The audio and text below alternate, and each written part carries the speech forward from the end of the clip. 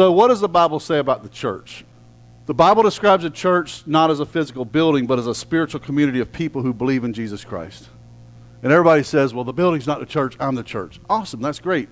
How many services do you have?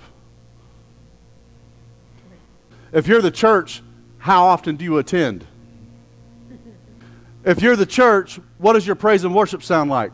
If you're the church, how generous? See, people want the church to be generous. Come on, somebody. If you're the church, see, some people want the church to be generous, but then they turn around and claim that they're the church. But the church, it doesn't mean that, we're gathered together. This is the church. This building is not the church.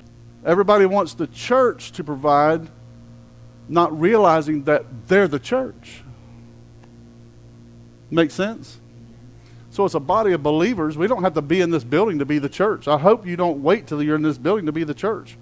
The Greek word ecclesia means an assembly, congregation, or gathering of people. It comes from two root words, which is elk, out of, and kaleo, which is to call, which leads to a literal definition as the called out ones. So ecclesia from the Greek is called out ones. You have been called out through salvation. You have been set apart from salvation. But ecclesia means even more than that. It's not just a group of people. Listen to what this says.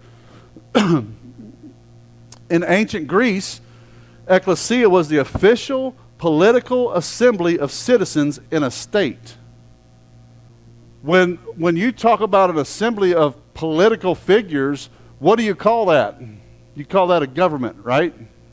So in Rome, ecclesia meant that was their governing body. But when Christ talks about ecclesia, let me tell you what he talks about. In the New Testament, ecclesia is most often translated in English as church. So you have an ecclesia in ancient Greek, which was a governing body, but as the church, guess what we are? We're a governing body. And I told you before, in old days, like in the 1800s, they would build a town. You know the first building they would build? The church. Do you know that the pastor of that town usually was the governing authority even over the sheriff? It grew as knuckleheads came on the scene and they had to have more law enforcement. And what happened is then we get to this thing of separation of church and state, right? So the separation of church and state is this. The separation of church and state means the state can't come into the church and dictate what the church can worship.